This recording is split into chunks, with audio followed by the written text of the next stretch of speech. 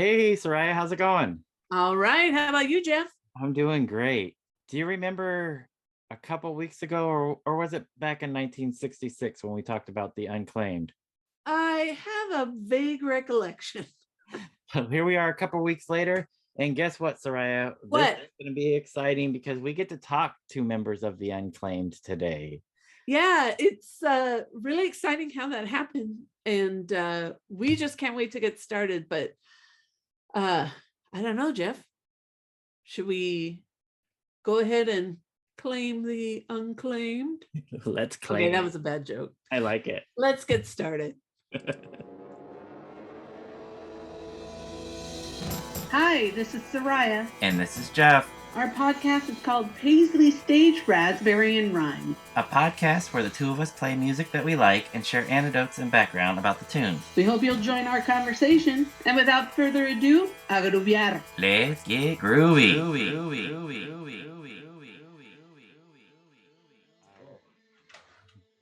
All right, Soraya. So as we talked about in our introduction, we're very excited today because we have two members of the current lineup for the Unclaimed.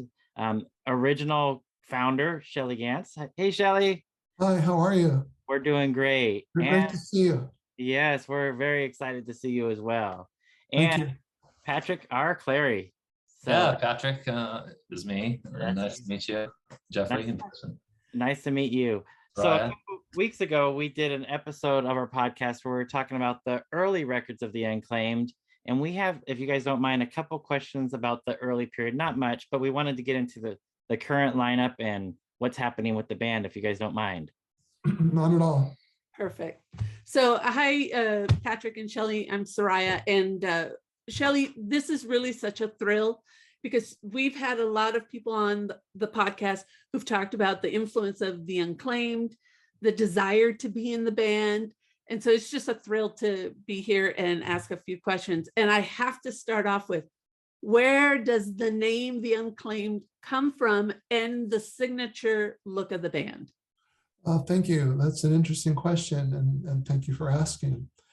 There are some, pardon me, myths about where the name came from, but I was always a huge fan of garage, and I came upon a single coming home from school one day.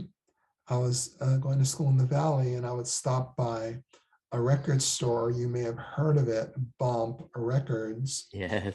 And Greg and Susie would always allow me to look at their sheet, their catalog, but it was a sheet where people would bid for their auction list. Oh. Yeah, and I would look, and they would just allow me to meet the price on their auction list. They were very generous. So I came upon this one single that I never seen before, pardon me, by The Uncalled For. Come on over, I'm going to show it to you. Everything I know, girl, everything to do. I'm going to set you an example, show you how to be. If you want to do right, girl, just do like me. Yeah. And I got it, and it was a little pricey for not much more than a kid back then. So I took it home and I played it, and I almost fainted. It was the epitome of amazing garage. And so I listened to The Uncalled For, and I was like, wow. So from The Uncalled For, I derived The Unclaimed. Nice. Really? That's it. Is that Do Like Me? That's Yeah, Do Like Me, which is godlike. And eventually we'd come to cover it live. And as an homage to The Uncalled For, I selected The Unclaimed. Excellent. Excellent. Perfect. And So what how- about the signature look of the band? Oh, well, You could say easily, from the Music Machine, but there were a number of bands during that period, which was just after the Beat period, and there were a number of bands that photographed in the all-black turtleneck look. And the most famous among them, of course, were the Beatles, but also The Circle had a picture like that, and some others that escaped me. And I recently came upon a French band that were all in black too. So, but it was just a stock look from that period. But obviously, the most famous and the most terrific, or one of the most terrific, were the Music Machine. Also, The Circle had a photo with them all in black as well. And I just thought it's a great look. And it's also very, very slimming. Yes. It is a great look. So you and Sid, who eventually formed Long Riders, started off the band. How was it working with Sid in the early days? Well, Sid joined, or he was the first to respond, or had interest after I ran the Ad and the Recycler for years, and I met a lot of musicians, but Sid had the most interest in getting together, and we met, and we had very like interests.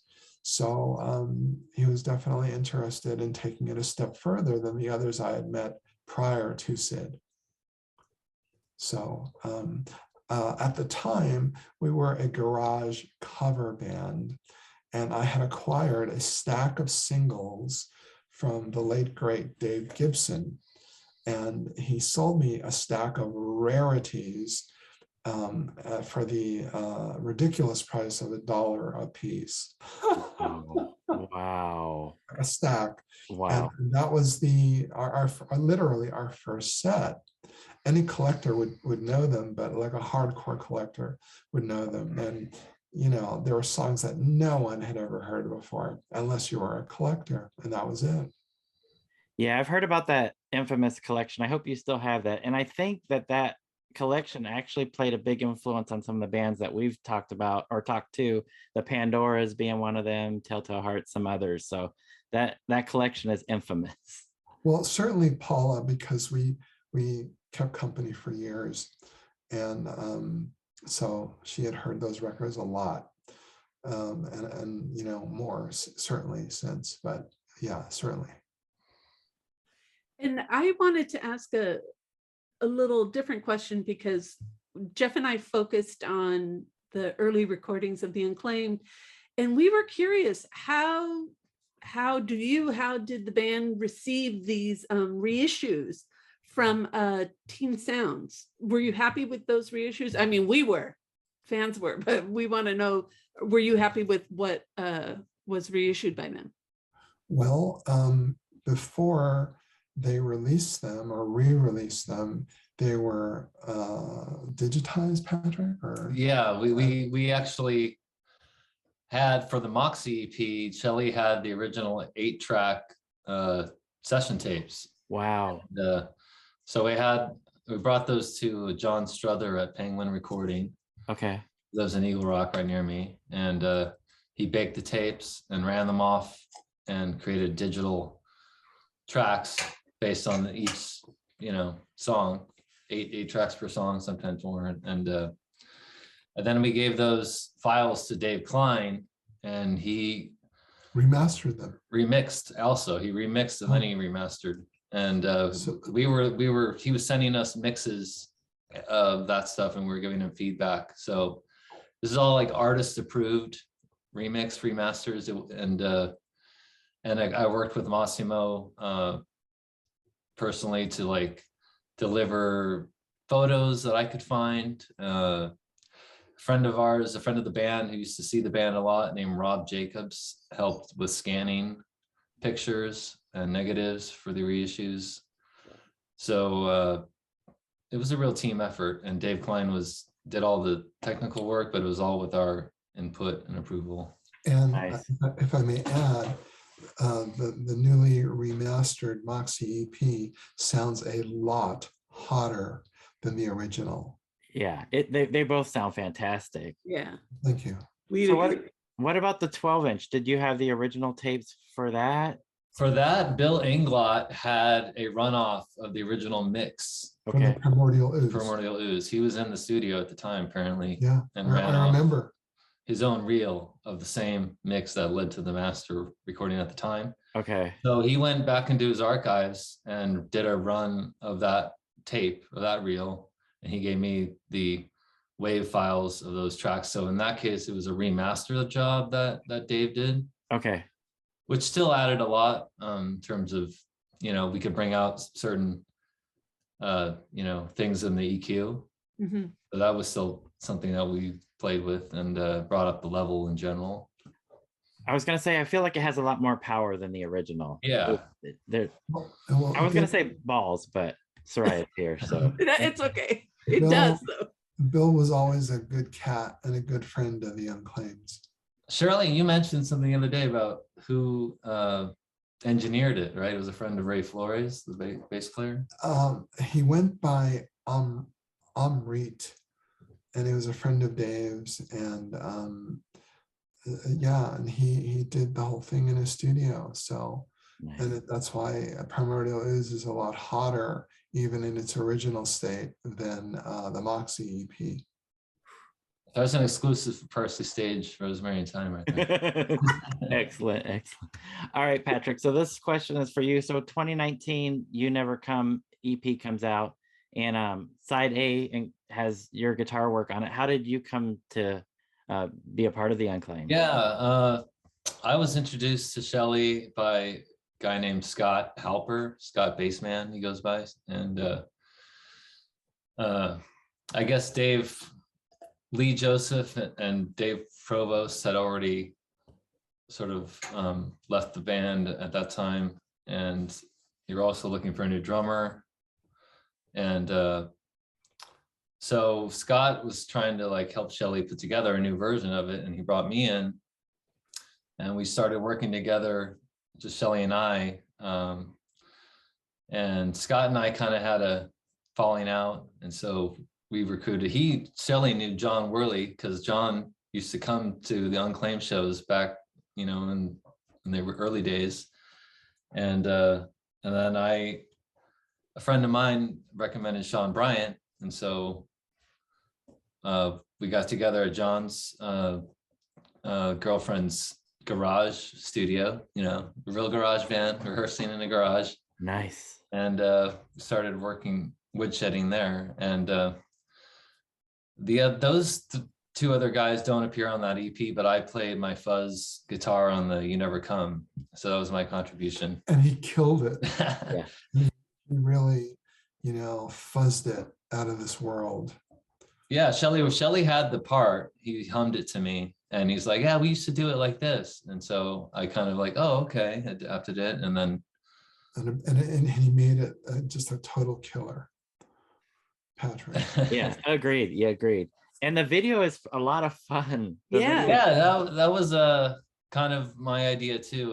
Just we needed to do a photo shoot, to get some photos for the album or the EP, and I was like, let's just shoot a video for You Never Come while we're there, and we're able to do two things at once. We did the video and then found a spot up Bronson Canyon. Oh, is that where that's at? It's at Griffith Park. Yeah, because I knew that, the Batman was filmed, in Bronson Caves. Right, I thought we'd go way up there, but we ended up just stopping at the parking lot to meet up with the videographer, and we're like, oh, that's a cool grassy knoll over there. Let's go over there, and we just shot it there in the grass, and worked out wonderful.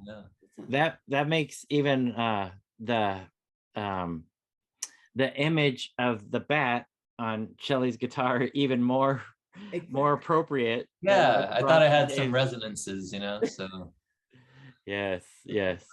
And the design of the EP has the kind of looks like a bat wing, I never noticed that. Yeah. Yeah, and the cover photo is kind of a tribute to the Humane Society, because we're the bear there in Griffith Park. Because the Humane Society took a photo there decades ago. And it's an homage to the Humane Society for their tremendous contribution to the garage psych tune that they, slayed everyone with, Knock Knock, by the Humane Society, and it is godlike. Yeah, shoot it in. Knock, knock. Who's there? Who's there? Who's outside woman? Dark men, I mean, I love like a devil of every day and every night. But you're not beside me, darling, I know I need. So I hope your listeners will go out and listen to Knock Knock by the Humane Society. Soraya's already making a wish list for us of It's, Don't worry. it's unreal, and I have a photo of them standing right next to that stone bear, and it was the least I could do to point out that the Humane Society were, just out of this world. I love that. With That's that single Knock Knock. I am just in awe, Shelley, of what I can imagine is in your collection. Just I like hearing the data come out because shoot, Jeff, what better knowledge base than Shelley, right? Well, I'll tell you, it's not the largest collection, but I am very devoted to the records that I was lucky enough to come by. Yeah, I think my collection are more like the Nuggets box sets or the Nuggets sets. That's just as good. That's just as good. Shoot, I'm just thinking of those $1 a piece singles that are all rarities, and I mean, that's just Can't find those today in the age of eBay and stuff. No. oh my But god. a lot of those are on comps, so don't feel bad about it or anything. Yeah, they're fun to listen to in that format as well, but to have those early singles, Shelley, I think that's something that's really special. That goes, to Dave Gibson, who was just a very magnanimous, generous guy, and he goes, "Oh yeah, you can have this for $1 a piece." I go, "What?" Wow. And I was stunned. Nice, very nice. Yeah. he So was. excuse me, I'm sorry. I wanted to ask about, so we've got this 2019 release, and we are really curious, what new music can we expect? Well, yeah, we've been recording a new album, started in November, and we recorded 10 tracks in a 2-month time, from November, December, in addition to 2 other ones we had done prior to COVID. So that makes 12 new songs. They're all Shelley originals that he's written since the Under the Bodhi Tree album was released. Mm-hmm. And he's written more than just these 12, of course, but these are 12 that we've been playing in our new lineup for a couple of years, and we decided it's time to do a proper follow-up album to Under the Bodhi Tree and one of the songs is called Attila the Hun, and the story with that album was that it was released under the artist name Attila and the Huns, which was like kind of a band that didn't exist yet. Mm-hmm. Shelley had this idea, to do that band after the Unclaimed, but You see, sorry. Yeah. The problem was that when we released Attila and the Huns Under the Bodhi Tree, the Unclaimed had dissolved at that point, for lack of a better term. And I was like, what now? So there was no technical Unclaimed at the time. And I had written this song just prior to that called Attila the Hun. So I thought, okay, I have this song Attila the Hun. It's arguably the best song I'd written. So I thought, well, we'll release this as Attila and the Huns. And one day we'll have the song Attila the Hun by Attila and the Huns. I love it. There's no longer, the Unclaimed kind of, just dissolved at this point. And it was a dreadful period, but that's what happened. And I thought, well, okay, we'll have this new record out and we'll just see what happens. But it just, stayed for a while, which meant a long while.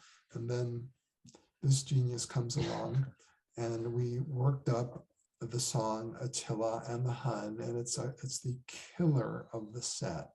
Wow. Attila the Hun. It's just a death ray. It's a happy, good death ray, but it'll slay the listeners.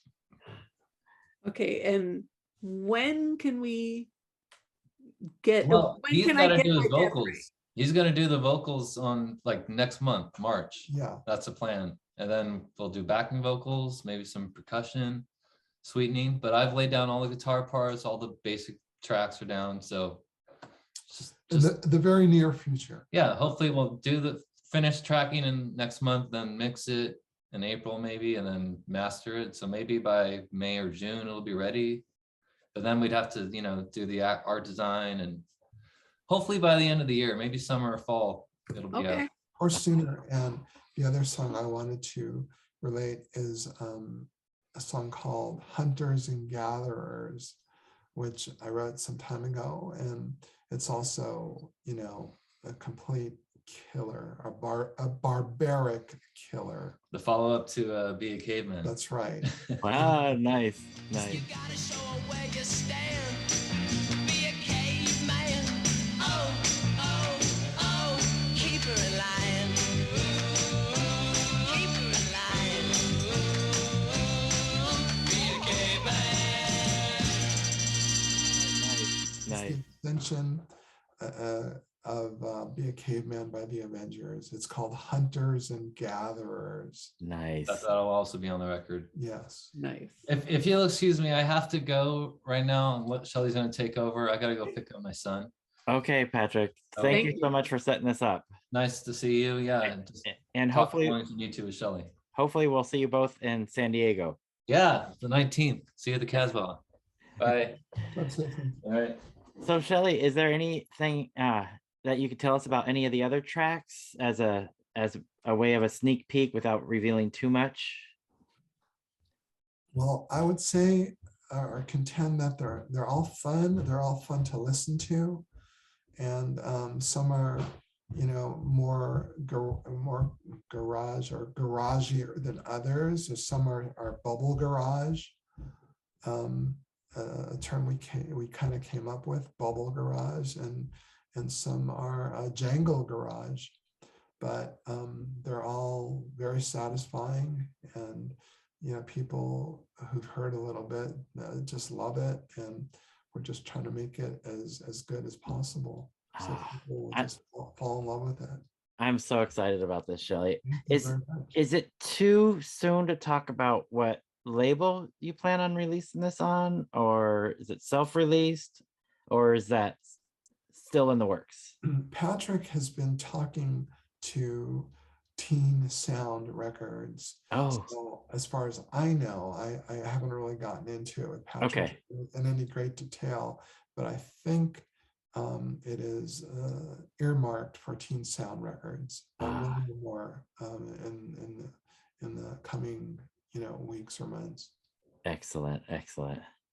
So I know Jeff mentioned an upcoming show at the Casbah, and I mean, Jeff and I can't express enough appreciation to bands and musicians like you that are going out and giving us live shows.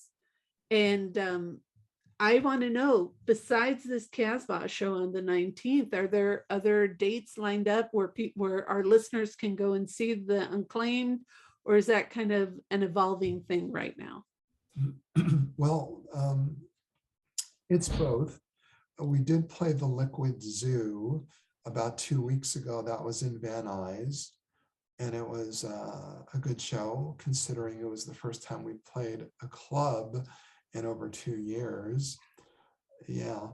But they invited us to play a bowling alley sometime, let's see, where are we now? Sometime in March, I think. And so there's that, and then there's the Casbah gig, but I'm sure there will be more coming up in the very near future. So, Soraya, for our listeners, we want to point them to a place where they can follow the Unclaimed in case new shows get posted or announced, right? So, Shelley, is there a good place where our listeners can go? Facebook? Is that a good place? On the Unclaimed page, or the friends who like the Unclaimed, either one of those should be a good place for finding out what is up with the Unclaimed, or my page, the Shelley Ganz page on Facebook, or Patrick's page. Great, and we'll definitely share any news that we come aware of. We'll be sure to share on the Paisley Stage, Raspberry, and Rhyme pages as well. And again, for those that are watching this, the day that this is posted, tomorrow, you could see the Unclaimed with the Loons opening up that features Mike Stacks, who was in the Telltale Hearts that we've had on the show. So the Unclaimed will be headlining Saturday, February 19th. I believe the show starts around 9 o'clock. Doors probably open around 8-ish at the Casbah in San Diego, located at 2501 Kettner Boulevard, right by the airport. So it's a great venue to come check the band out. I'll be there. Terrific. So we're looking forward to that, Shelley. Can you talk anything before we let you go about the set list, what we can expect to see at any of the live shows coming up? Well, pardon me. Well, we will do, and we like to keep it actually kind of a surprise. Okay. But we will do our fave, or my fave, Attila the Hun. We will do, I don't like to jinx it, but we will do Hunters and Gatherers, and we'll do YD Girl, which is at Bubble Garage, and gosh, I don't have the set list in front of me, but my short-term memory is because of being locked in. Right. Understood. But there'll be a lot of fun tunes. So I hope whoever can see and hear this, they'll come out for a very fun evening. And the Loons are a terrific band. And Mike and I go way back, and they are excellent. So please come and see, the Loons and, and the Unclaimed if you're able to come out. Absolutely, and get there early enough to see both bands. So Soraya, I don't know if you have any questions. I have one last question. Shelley, are there any new bands that you're listening to nowadays, or are you mostly listening to that fantastic collection that you got? Well, I've heard a couple of tracks by the Wild Gooms. Ooh. And they're a first-rate garage band. I was just amazed at how good their tracks were. And there may be some others, but I'm not, like I said, 100% at the moment. Yep, that's fine. That's fine. The Wild Gooms are great. And so I'd highly recommend them. And just anyone who is dedicated to, preserving and being dedicated to the best of the garage. Absolutely. Perfect. I said I only had one more question, Soraya, but That's okay. Since I'm going to the Casbah show, Shelley, will there be any merchandise, the records available at any of the live shows? Do you know? There should be. So I will talk that over with Patrick. Okay. He knows what kind of merch we have left, and I'll make it a point to him to have some merch available. I think there are some t-shirts and some records, the record, the You Never Come EP, and maybe some buttons and postcards and things like that. Perfect. Soraya, I don't know if you saw it, but speaking of the Unclaimed shirt, our buddy Frank Dragato of the JFJ Conspiracy Podcast, if you see their latest episode 83, I believe, Frank's got this fabulous Unclaimed t-shirt that he's wearing. So Oh, the, well, please the thank him. t-shirt looks fantastic, Shelley. Please thank him for acquiring that shirt. Yeah, absolutely. We appreciate it. Absolutely. It'll help send us to summer camp. Nice. I love it. I cannot wait to get this death ray in my hands. I want Attila the Hun. So I cannot wait for more music from the Unclaimed. Shelley, we can't thank you enough. This has really been a thrill. Absolutely. Well, Whenever, please know the door is open. Whenever you guys want to talk about new releases, new shows, we're around. And so we'd love to have you back on. thank you. We really appreciate it. And it's our pleasure, and you do us a great justice and honor for having us on your show. So, thank you ever so much, and for being so kind and interviewing us. We really, really appreciate it. Thank you. Yeah, it's definitely an honor, Shelley. And I look forward to meeting you in person at the Casbah gig tomorrow. Next week, really, but we'll say tomorrow. Okay. But looking forward to that. And thanks so much. It was definitely an honor speaking with you. The honor was ours, and the pleasure is ours as well. So thank you again. Always be safe, and mask it where you need to, and to quote the Bob Brummels, don't talk to strangers. I love it. Perfect. No better ending. Thanks again. Thank you so much, Shelley. Thank you for having us. It's our pleasure, and thank you always. All right. Please stay safe. Yep, You you too. do the same. Thank you. Bye-bye. right. Take Bye-bye. care. Bye. Oh my gosh, Soraya. How fun was that? Okay, let me just give you these new genres that he named. Garagey, bubble garage, I love that, Soraya. jangle garage, but I love that bubble garage, and Yep. I can already picture jangle garage. Yep, I can actually imagine both of those, bubblegum garage. So I'm thinking if the Partridge Family just got really grungy and dirty, and or I love that. It sounds great to me because I love anything with a melody. So when I hear bubblegum or jangle mixed with one of my favorite genres, garage rock, I'm just thrilled. I enjoy the way he speaks so passionately about music, including his own. Because let me just, some of the quotes that he gave us with the new song. So for Attila the Hun, he calls it a death ray. He had me there.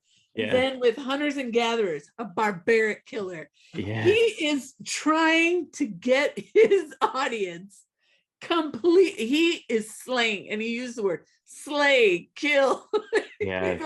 Yeah. He's gunning for you. He's gunning for your soul.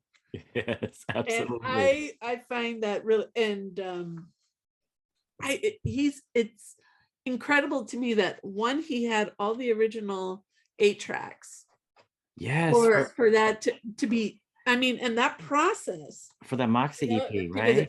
the original session tapes, then it goes to John Struther at Penguin Recordings, then it gets digitized, then it goes to Dave Klein to get remixed and remastered, then add for these reissues, and then they're able to really he meant Patrick mentioned the name of Rob Jacobs, someone who had a lot of photos and some of the visual record of the band, and then with that take that to Massimo and Teen Sounds, and big amazing. And then for the 12-inch, the same, a very similar, but that Bill Inglot had the original runoff. Yes. Okay, Bill Inglot is someone that has come up quite a bit in our discussions, and one of these days we should pick his brain because he's got tons of stories. But yeah, and he's a stickler for sound quality because he did a lot of the engineering on some of the Nuggets related projects, and a lot of things. Worked with the Pandoras, and his Discogs list is huge of all the things that he's done. I was very fortunate enough to meet him at the Casbah in San Diego when the Pandoras were playing with Kim Shattuck fronting the band. Right. And it was a blast. So I have talked to Bill and I have invited him on the show, and he said he would love to talk, but just not be recorded.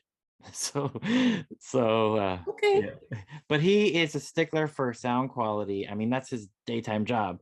So now it makes sense to me why both of those releases on Teen sound so fantastic, and perhaps they may be a part of this new release too, which is very cool. And can I say, Soraya, how thankful I am for Patrick R Cleary, because I don't know that this record would happen without him, or certainly without Shelley. I mean, Shelley, can we admit that Shelley is the unclaimed? But it sounds like Patrick plays a big part, and you could see how much that Shelley appreciates what Patrick brings to this latest version of the band, the current version of the band. And of course, Patrick was instrumental in setting this up today. Thank you, Frank Dragato, because Frank is the one that connected us to. Thank you, Frank.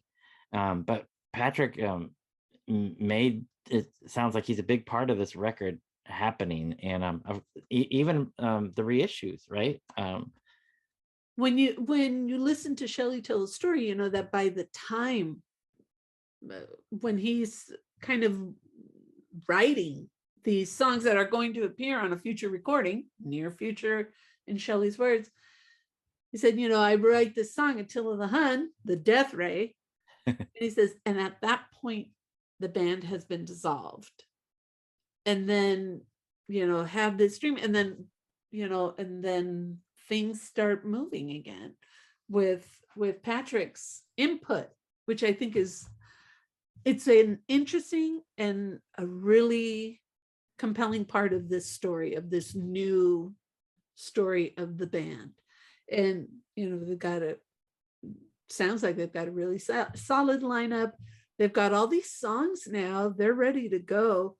And it's good. It's good to hear new music, but more than that, I think it's just really uplifting to hear people so passionate about what they do and what they share with fans. And, you know, Shelley is just so enthusiastic. To me, that part was really, really lovely to hear.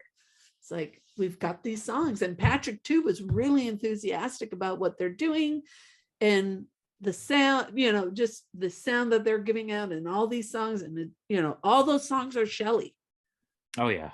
And then Jeff, I think we need like a recreation of the Recycler logo and put it on a shirt, because man, the Recycler has come out so many times. Right. Yeah. You know, yep. And Shelley said, you know, Sid answered. I had an ad in the Recycler for years, and Sid was the guy that answered, seemed to be really interested and more enthusiastic about moving forward with the project. Yep. Boom. Nice. What a cool story. Yes. But, I'm really happy that shows are coming, you know, the Loons, you know, and if anyone's a fan of Mike Stax, guy. Yeah, I know that guy. That guy, this girl. But yeah, and if you're in the San Diego area, San Diego adjacent, please go to the Casbah, which is a great venue anyways. But yeah, oh yeah. Support these venues that are putting on these live shows, support these bands, because this has been no simple feat to hold out for 2 years. No. And then, you know, start playing music and slaying audiences, because that's what Shelley's going to do. Jeff, be prepared. He's got a death ray and he ain't afraid to use it. Yes. And it's called Attila the Hun. I'll be waiting for that. Get you some Bubble Garage, Jangle Garage. I love it. I love it. And I mean, what a student of music too. You know? Absolutely. $1 a single, Jeff. I know. That's a nice guy that offered him one, but you know, I'm just imagining this massive collection. A stack of singles. Okay, and that's just one piece Yeah. of the Shelley Ganz puzzle, right? Because it's been talked about often. Oh yeah. But this is a guy who has the definitive garage collection. And stuff that you can't find in many places Shelley Ganz has. Yeah. He says they're on compilations People and have stuff. said. Yep. And So- like you mentioned, a lot of that stuff is on compilations, but which is nice. But I like how he was very considerate. He said, "Don't feel bad. Don't feel Yeah. bad. It's on comps. I'm all, but you have the original." you Yeah, know? exactly. Oh my God. This But was fantastic. Jeff, we've been really fortunate to talk to some pretty amazing people that Absolutely. produce great music. And Absolutely. And today was no exception. today was no different than any other day. Wow. Pretty cool. Very cool indeed. Whew, what should we say? Get your death ray. You're gonna get a death ray early. I have to wait for my death ray. But wow, Shelley Ganz, Patrick Cleary, we thank you, and the unclaimed, and Thank you. good stuff coming forward. So look out for it. Mi gente, agruiar. Groove on, Paisley people, and you cavemen. Hunters and gatherers.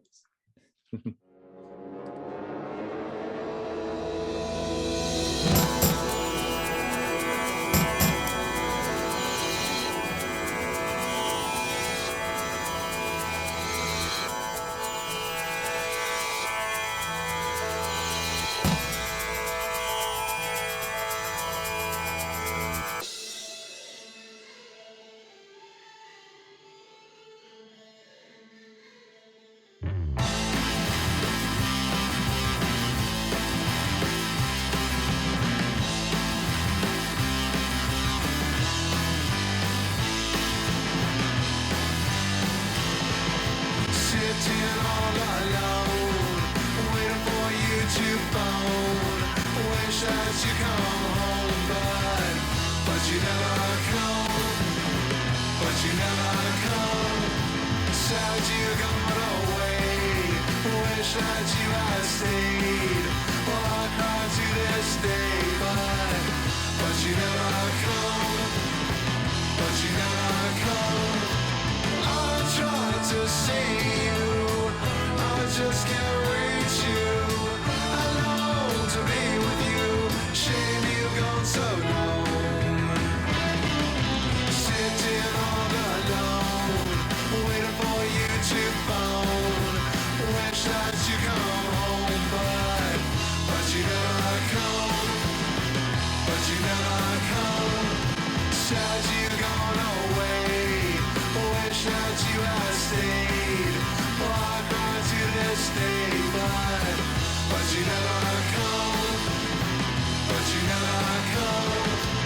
I tried to see you, I just can't reach you.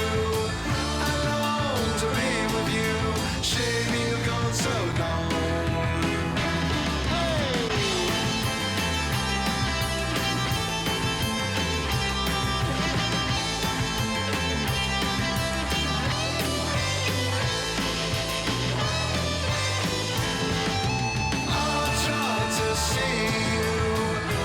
Just can't reach you. I long to be with you. Shame you've gone so long. Sitting all alone, waiting for you to phone. Wish that you come home, but you never come. But you never come. Said you've gone away. Wish that you had stayed. Oh, I cry to this day, but you never come.